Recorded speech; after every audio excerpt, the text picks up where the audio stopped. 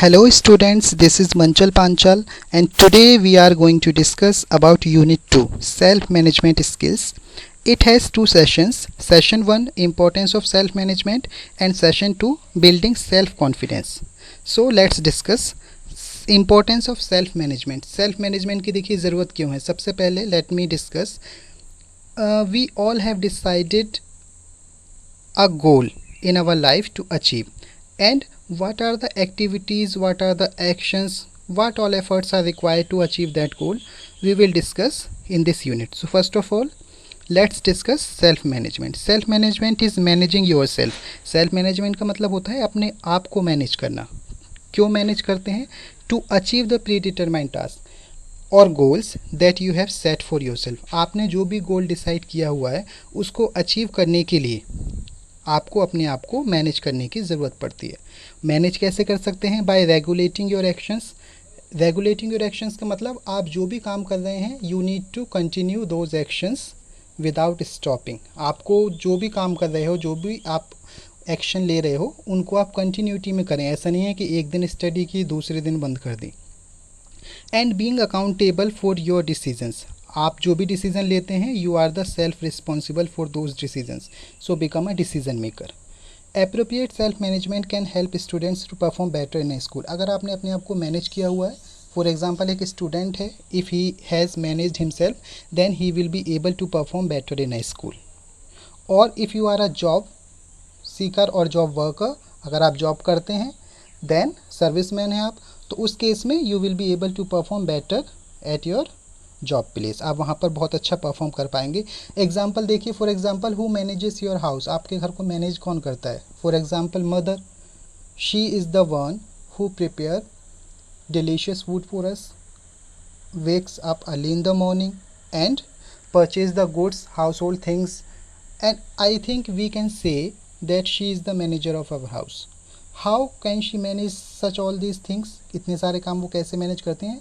By regulating her actions और by the time management. Okay, इसी की वजह से वो इतने सारे काम कर पाते हैं. इसीलिए हमें भी अपने आप को सेल्फ मैनेज करने की ज़रूरत पड़ती है, so that we can achieve the goal that we have decided. Is that clear?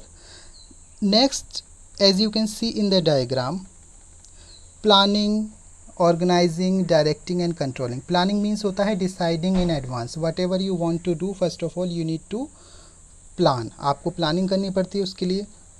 Then you need to implement the ideas, that is called organizing, and then those ideas must be directed under the expertise and then control those actions under the supervision of an experienced person. So these are the steps of self management. Now we are going to discuss self management skills. Self management comprises three basic skills. इसके तीन main skills होते हैं. First one is initiative, second one is organization and third one is accountability. Okay, let's discuss in detail. Initiative means doing the right thing without being told what to do. Initiative का मतलब होता है किसी अच्छे काम को करना बिना किसी के कहे. That means taking the initiative or taking the steps, good steps without being told what to do. आपको किसी को कहना ना पड़े कि करना क्या है. Initiative requires one to believe in one's own capabilities. Initiative देखिए हर कोई नहीं ले सकता. Initiative requires belief. Belief का मतलब एक इंसान को जो initiative ले रहा है उसको अपनी capabilities पर भरोसा होना चाहिए. And be resilient to work even when faced with obstruction and disappointment. चाहे कितनी भी disappointments मिल रही हों, कितनी भी problems face कर रहे हों, but he need to do the work in continuity. Okay, this is called initiative, taking initiative. For example, as a student you can identify areas of improvement in your school environment. As a student मान लीजिए आपको कोई problem face करनी पड़ रही है school में, for example on the basis of your cast, religion, colour, height etcetera. So in that case you can take the initiative and first of all inform your teacher and the principal of your school, and then she will take the decisions. Or you can take the initiative while the school assembly and you can address the whole assembly about that problem, so that you can get the solution. This is called initiative. अच्छा काम करने के लिए सबसे पहले आपको ही पहल करनी पड़ती है. कहते हैं ना, God help those who help themselves. तो आपको अपनी हेल्प के लिए सबसे पहले you need to take the first step. This is called initiative. Next one is organization skills. Organization skill is the ability to use your time. Organization का मतलब होता है organize करना. किसे?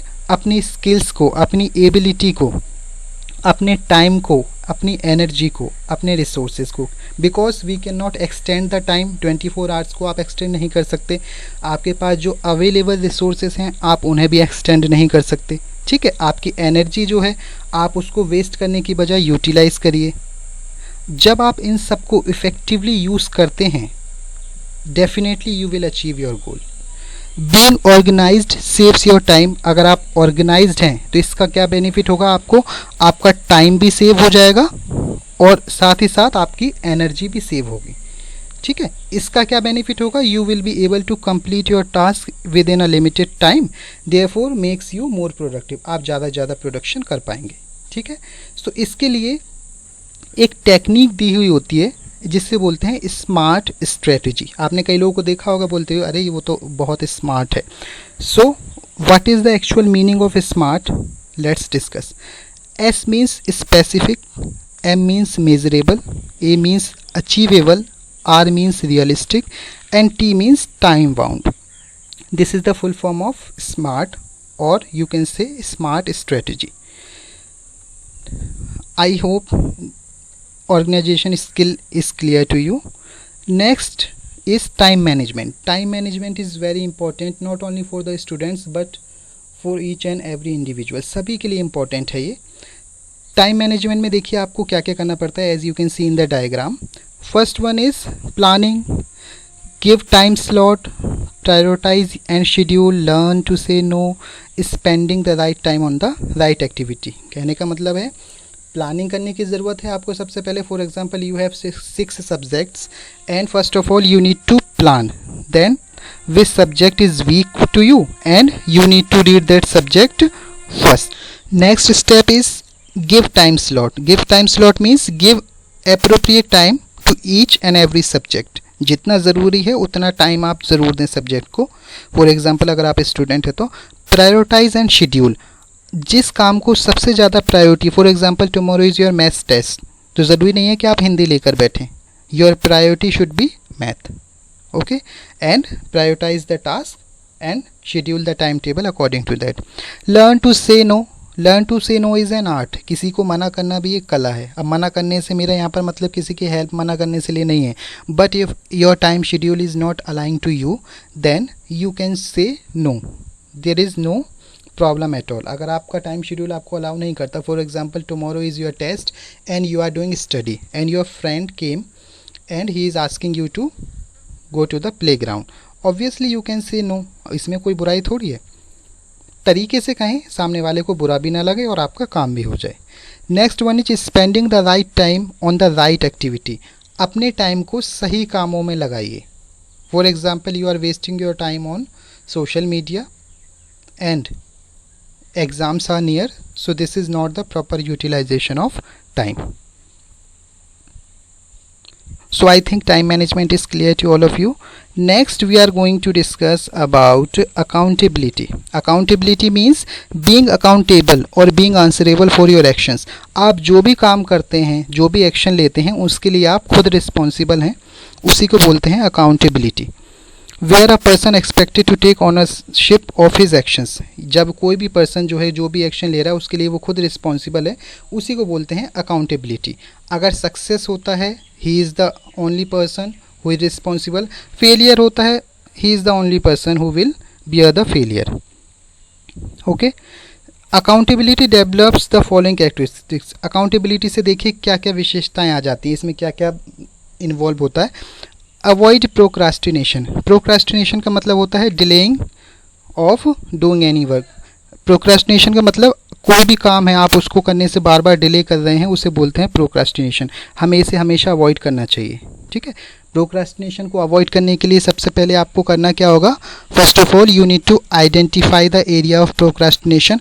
आप किस काम को करने से जी चुरा रहे हैं. फॉर एग्जांपल आपको मैथ्स पसंद नहीं है तो कई बच्चे ऐसे होते हैं ना कि अदर सब्जेक्ट का काम कर लेते हैं, मैथ्स का बाद में करते हैं। तो सबसे पहले आपको जिस सब्जेक्ट में डिफ़िकल्टी है आप पहले उसी को करें, ठीक है। First second is make a to do list, एक लिस्ट बनाएं और उसमें टिक करें कि आपको कौन कौन से काम पहले करने, okay. And organise the time according to that. इस तरह से आप अपने प्रोक्रास्टिनेशन को रिड्यूस कर सकते हैं। और सबसे पहली बात, prioritise the harder activities before the enjoyable task. जो एक्टिविटीज़ आपको हार्ड लगती हैं आपको सबसे पहले उन्हीं को करना चाहिए, बिकॉज एन्जॉयबल एक्टिविटीज़ अगर आप बाद में करोगे तो आपकी जो बोर्डमनेस है वो एलिमिनेट होगी और आपके जो हार्डर टास्क हैं वो भी बेटरली हो जाएंगे। Next one is adopting problem solving attitude. Problem solving attitude का मतलब है कितनी भी प्रॉब्लम आती हैं तो आपको उससे भागने की बजाय आपको कोशिश करना चाहिए try to solve out the problems and learn from your mistakes. This is called problem solving attitude. We should not avoid or neglect the problems although they are very difficult. हमें उनसे सीखने की कोशिश करनी चाहिए। मैनेजिंग योर ओन इमोशंस, अपने emotions को control करना सीखें। This is very important. कई बार इमोशनली होकर हम कुछ ऐसे डिसीजंस ले लेते हैं that are not feasible for us, so try to control and manage your emotions. अब नेक्स्ट डिस्कस करते हैं benefits of positive results. Benefits और positive results of self management. क्या बेनिफिट्स हैं इसके, क्या पॉजिटिव रिजल्ट्स मिलते हैं। सबसे पहला तो ये है, if you are self managed make you more organised. Self management आपको क्या बनाता है, ऑर्गेनाइज बना देता है। Because you organise yourself according to the time, that means you will be able to perform your activities on the time, so you will be more organised. Next है instil discipline. Discipline का मतलब suppose you have decided an appointment with anyone, किसी के साथ appointment decide किया है, कहीं seminar में जाना है। अगर आपका काम टाइम पर हो गया है, टाइम मैनेजमेंट किया हुआ है आपने, तो obviously he will be there on time, और टाइम पर होने से it will show your discipline, आपका डिसिप्लिन दिखेगा इससे। Next one is helping in attaining goals. Obviously you will do your task on the time, everything will be organise, then definitely you will attain the goal on time. आपको goal जो है आपका time पर मिल जाएगा। Next, enhance self confidence. Self confidence देखिए enhance होता है, इंक्रीज़ होता है। सेल्फ कॉन्फिडेंस उन्हीं लोगों का इंक्रीज़ होता है if they are ready to face the challenges, और if they have prepared themselves, और if they have proper time management. Time management जिनका है उनका सेल्फ कॉन्फिडेंस बहुत ही अच्छा होता है। फॉर एग्जाम्पल आपका एग्ज़ाम है और आपने अच्छे से प्रिपरेशन करी है, obviously you will be more confidence to face the exams. अगर आपने पढ़ा ही नहीं है पूरे साल तो ऑब्वियसली आपका मुँह उतरा हुआ ही जाएगा एग्ज़ाम में। Next is commands respect from other. अगर आपने अपने आप को अच्छे से मैनेज किया हुआ है तो आपको दूसरों से कमांड मतलब रिस्पेक्ट मिलना शुरू हो जाती है। फॉर एग्जाम्पल एक स्टूडेंट है, he is very punctual and he does everything, every subject work on time, he participate in all the activities, and he is very obedient, well dressed. Obviously he will get the command respect from the teachers, parents and the neighbors as well. So this is the importance of self management. Now we are going to discuss session 2, building self confidence. self confidence को किस तरह से build किया जाता है। तो first of all self confidence देखिए होता क्या है। Self confidence means having trust in one's own judgement and abilities. अपनी जजमेंट, अपनी योग्यताओं पर, अपनी एबिलिटी पर जब हमें बिलीव होता है, ट्रस्ट होता है, इसी को तो सेल्फ कॉन्फिडेंस बोलते हैं। It is reflected in one's believe that he is valuable person and capable of accomplishing what he wishes to do. First of all देखिए कहते हैं ना कि अपनी नज़र में first of all respect yourself, खुद की रिस्पेक्ट करना सीखें कि आप वैल्यूएबल पर्सन हैं and you are capable to do all type of work. Self confident people have 3 main attributes. Self confident people जो होते हैं उनके 3 एट्रीब्यूट्स होते हैं, विशेषताएं होती हैं उनकी। फर्स्ट तो ये है believe in one's own judgement और कैपेबिलिटीज़, अपनी योग्यता पर उन्हें भरोसा होता है, कॉन्फिडेंट होते हैं। Second one is ready to accept any challenge, कोई भी चैलेंज दे दो उन्हें, they are always ready. Third one is willingness to take risk, हमेशा रिस्क लेने के लिए तैयार रहते हैं। देखिए रिस्क तो लेनी ही पड़ती है लाइफ में, risk is a major factor of our daily life. Okay, so such peoples are always ready to take the risk. अब what are the factors affecting self confidence, इस साल भी ये बोर्ड एग्जाम में आया था। Explain any 2 factors that affect self confidence. कौन कौन से फैक्टर्स होते हैं, देखिए सोशल फैक्टर होते हैं। Social factors, as we all know that man is a social animal, सामाजिक प्राणी है इंसान, समाज में ही रहता है। तो सोशल फैक्टर जो हैं हमारे सेल्फ कॉन्फिडेंस को कैसे इफेक्ट करते हैं। For example lack of love and attention, आपका बच्चा है, चाइल्ड है, आप उसे अटेंशन नहीं दे रहे, ठीक है, या उसे ऐसा लगता है कि आप उसे प्यार नहीं करते। फिजिकली और मेंटली आप उसे पनिशमेंट दे रहे हैं, ज़रूरत से ज़्यादा डांट रहे हैं छोटी छोटी बातों पर। Remark small mistakes of a child, fear of failure, बच्चे को इससे डर है, आपने उसे प्रेशर डाला हुआ है कि फर्स्ट आना, you have to stood first in the class. तो इस टाइप के जब प्रेशर होते हैं बच्चे का सेल्फ कॉन्फिडेंस बहुत ही लो हो जाता है और he becomes mentally disturb. These are the social factors. Second one is cultural factor. Culture factor मतलब आप कैसे कल्चर में रहते हैं। Different culture issues, some cultures value independence. बहुत सारे कल्चर इश्यू होते हैं, जैसे कि कुछ कल्चर ऐसे भी हैं जो इंडिपेंडेंस को इम्पोर्टेंस देते हैं, सेल्फ एस्टीम, फैशन पर देते हैं। ऐसे एनवायरनमेंट में रहने वाले बच्चे जो हैं दे लव आउटिंग, बाहर जाना पसंद करते हैं, घूमना पसंद करते हैं, because they have no family limitations और boundations and they usually not believe in given respect to others. ज़्यादा बच्चों को जो है बिगड़ैल बच्चे होते हैं ना, जो ज़्यादा रिस्पेक्ट नहीं देते। कुछ ऐसे एनवायरनमेंट के बच्चे भी होते हैं जिन्हें ज़रूरत से ज़्यादा छूट मिली हुई होती है। नेक्स्ट है on the other hand some culture honour traditional value. कुछ कल्चर ऐसे भी होते हैं जहाँ पर ट्रेडिशनल वैल्यूज़, ट्रेडिशंस को वैल्यू दी जाती है, रिलेशंस को वैल्यू दी जाती है, ओबीडियंस को वैल्यू दी जाती है, पेरेंट्स की रिस्पेक्ट करते हैं वो। कुछ ऐसा भी कल्चर होता है। लेकिन आजकल हमारे इंडिया में भी वेस्टर्न कल्चर ज़्यादा होते जा रहा है and they want freedom, every type freedom, and they do not want to obey anyone. So this is the culture that effect your self confidence.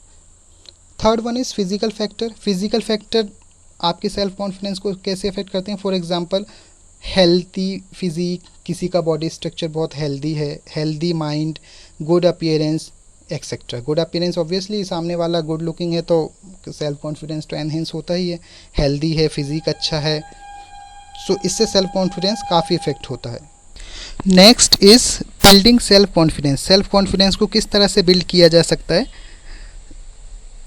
Self confidence can be learned, practice and master. Self confidence को देखिए learn किया जा सकता है practice के through, और once you practising the same thing you will become mastered in that. कहते हैं ना practice makes a man perfect. ज़रूरी नहीं है कि सेल्फ कॉन्फिडेंस की कमी है किसी में तो वो ऐसा ही रहेगा। Self confidence can be learned, इसे सुधारा जा सकता है प्रैक्टिस के through, and once you will get the expertise you will be able to face any type of situations or any type of audiences in front of the whole world. Just like any other skill, once you master it everything in your life will change for the better. अगर आपने master कर लिया इसमें तो obviously your life will be change. इसके लिए देखिए आपको करना क्या होगा, SWOT एनालिसिस होता है एक, क्योंकि सेल्फ कॉन्फिडेंस के लिए आपको सबसे पहले first of all you need to identify the weakness और स्ट्रेंथ दैट यू हैव। उसके लिए एक टेक्निक होती है जिसे SWOT टेक्निक बोलते हैं, SWOT। S means strength, W means weakness, O means opportunities and T means threat. This is the actually SWOT is a technique that is use to identify the strength and weakness of a person. हमारे strength और weakness का पता लगाने के लिए SWOT technique का use किया जाता है। Okay, strength means first of all identify the strength that you have and implement those strengths in a right way so that you will be able to achieve the goal that you have decided. Weakness means identify the weakness, the points that you have, and try to improve those weaknesses. And most important thing, do not reveal your weakness to anyone. अपनी weakness कभी किसी के सामने share ना करें. Opportunities, always use or always take the benefit from the opportunities because opportunities never comes again and again to you. Bar bar opportunities नहीं आती, so try to utilize the use of opportunities. Threats means the challenges that you face while achieving the goals. Goal achieve करने के लिए जो भी आपके सामने देखिए threats आते हैं, challenges आते हैं, try to accept them, try to learn from them and go ahead. definitely you will achieve the goal. Last one is, here are some tips for building self confidence.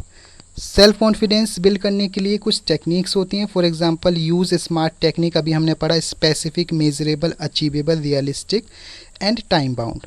इस technique का आप use करें. Second one is surround your self with positive people. This is absolutely true. Always surround with positive people. हमेशा positive लोगों के पास, कहते हैं ना जैसी सोसाइटी में हम रहते हैं वैसे बन जाते हैं, तो हमेशा ऐसे लोगों के पास रहें जो पॉजिटिविटी में बात करते हों. ऐसे लोगों के पास ना रहें, they always speak negative about others and all. Always try to surround with positive people so that positive energies will enter in your mind and you will start think positive. Okay, next is care for yourself and other. अपनी care करना सीखें. First of all start caring yourself and then caring about others as well. Be prepared. Be prepared for the challenges that will come in the way of achieving the goal. Always be prepared so that when the opportunities will come to you, you will be able to accept them. Okay, so this is called be prepared. Be prepared for the challenges. So I hope this tutorial is useful for you. You have learned a lot from this. I have tried to make this video very short. So thank you very much for watching. Stay blessed and have a marvelous day ahead. Thank you very much.